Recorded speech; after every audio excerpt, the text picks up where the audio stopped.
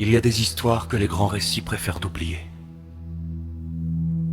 Et des nations entières, effacées de la carte, dont il ne reste plus que des traces, perdues dans le silence des archives. Les frontières que nous croyons éternelles sont en réalité d'une fragilité incroyable. L'histoire n'est pas une ligne droite. C'est un cimetière de nations, d'empires, de royaumes disparus. Aujourd'hui, nous rouvrons ces dossiers enterrés. Aujourd'hui, nous réveillons les fantômes des cartes.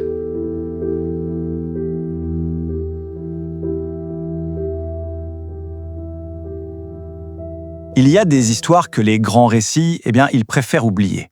Celles de nations entières, effacées de la carte, parfois en moins de 24 heures. Leurs noms, ils ne subsistent plus que dans le silence des archives, comme des frontières fantômes. Aujourd'hui, ensemble, on va ouvrir ces dossiers que l'histoire a voulu enterrer. C'est une chose qu'on oublie, n'est-ce pas? Ces frontières qu'on voit sur nos cartes, on les croit immuables, mais en réalité, elles sont d'une fragilité incroyable.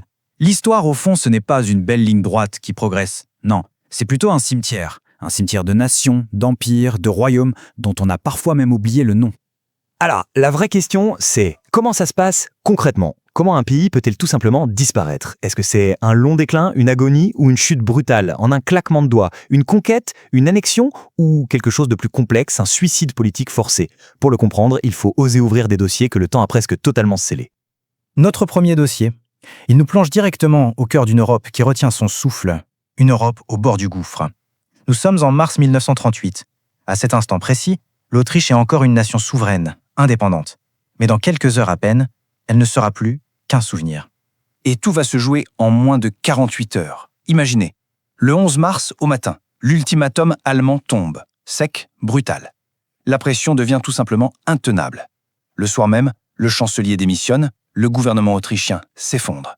Et avant même que le soleil ne se lève sur Vienne le lendemain, les troupes allemandes franchissent la frontière. Le 13 mars, c'est fini.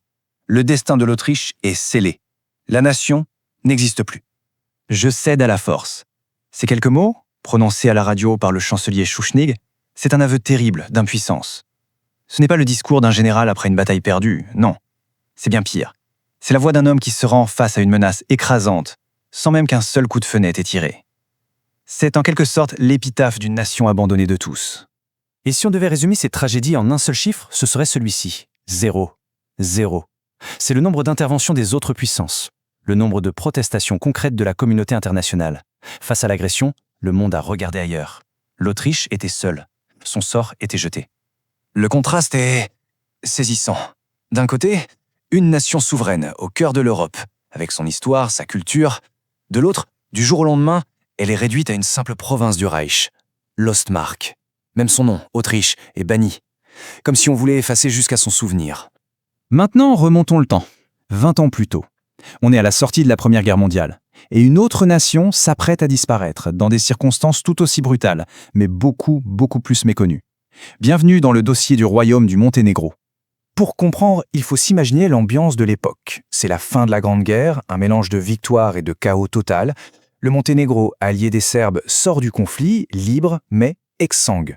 Et cette liberté toute neuve, elle est immédiatement menacée par une pression politique intense, énorme, pour s'unir avec son grand voisin, la Serbie. Au centre de tout ça, une assemblée est convoquée à la hâte, une assemblée dont la légitimité sera, on le verra, très largement contestée. Et voilà le moment où tout bascule, en une seule journée, le 26 novembre 1918. C'est la date clé. Ce jour-là, cette fameuse assemblée vote pour déposer le roi Nicolas Ier et pour une union, sans condition, avec la Serbie. Pensez-y, en à peine quelques heures de débat, un royaume avec des siècles d'histoire derrière lui vient de signer son propre acte de disparition. Avant ce jour, le Monténégro, c'était un royaume, l'une des plus anciennes nations des Balkans, forgée par des siècles de lutte. Et après, il n'est plus qu'une simple région d'un nouvel État qui est en train de naître, la future Yougoslavie. Son drapeau est plié, sa dynastie forcée à l'exil. Il faudra attendre près de 90 ans pour que le nom de Monténégro redevienne celui d'un pays indépendant. On retourne maintenant en 1939. Pile un an après l'Anschluss autrichien. Et le mécanisme qu'on va voir à l'œuvre est terriblement similaire. mais encore plus rapide. Cette fois, la victime s'appelle la Tchécoslovaquie. Et au cœur du drame, on trouve le destin d'une de ses parties, la Slovaquie. Ici, le scénario est d'une brutalité fulgurante. Le 13 mars au soir, Joseph Tiso, le leader slovaque, est convoqué d'urgence à Berlin. Dans la nuit, Hitler lui met le marché en main. C'est un ultimatum. Soit il déclare l'indépendance de la Slovaquie, qui deviendra un protectorat allemand, soit le pays sera purement et simplement envahi. Il n'y a pas d'autre option. Le lendemain matin, le Parlement se réunit en urgence. À midi, le vote est passé. C'est terminé. Et c'est là toute l'ironie tragique de l'histoire. La Slovaquie proclame son indépendance. Mais cet acte, en réalité, c'est la preuve ultime qu'elle n'a plus aucune souveraineté. C'est une indépendance de façade, une pure fiction, dictée depuis Berlin, et dont le seul et unique but est de justifier la destruction de l'État tchécoslovaque. Le résultat final, c'est la disparition pure et simple de la Tchécoslovaquie. C'était pourtant une démocratie pleine de vie, née sur les décombres de l'Empire austro-hongrois. En un instant, elle est rayée de la carte.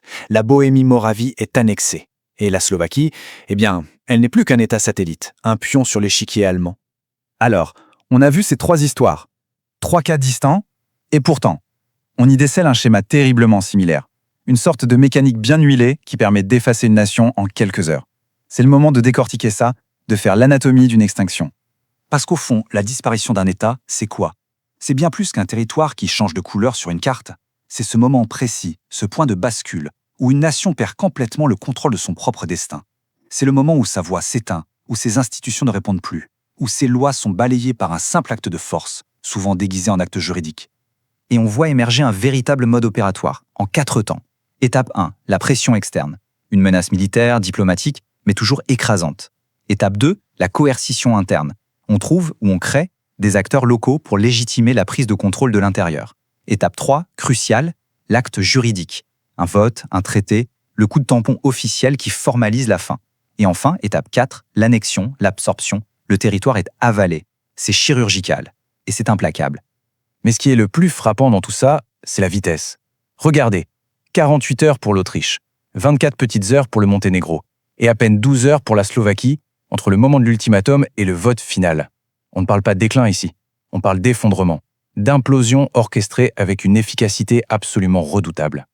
Alors, pourquoi s'attarder sur ces histoires? Parce que ces pays ne sont pas juste des notes en bas de page dans de vieux livres. Non, ce sont des fantômes qui hantent encore nos cartes d'aujourd'hui. Ils sont là pour nous rappeler silencieusement à quel point l'ordre du monde est précaire. La prochaine fois que l'on regarde une carte du monde, il ne faut pas la voir comme une image figée, gravée dans le marbre. Il faut la voir pour ce qu'elle est, un simple instantané. Chaque ligne, chaque frontière, c'est le résultat d'une guerre, d'un traité, d'un rapport de force. C'est soit une cicatrice du passé, soit une promesse pour l'avenir. Mais une chose est sûre, ce n'est jamais une certitude éternelle. Parce que l'histoire, évidemment, ne s'est pas arrêtée en 1939. Les pressions géopolitiques, les ultimatums, les ambitions des grandes puissances, tout ça continue, aujourd'hui même, de redessiner le monde.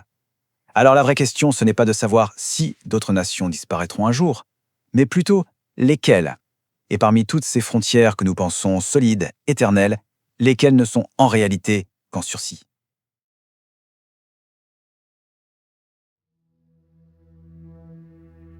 Il y a des histoires que les grands récits préfèrent d'oublier. Et des nations entières, effacées de la carte, dont il ne reste plus que des traces, perdues dans le silence des archives.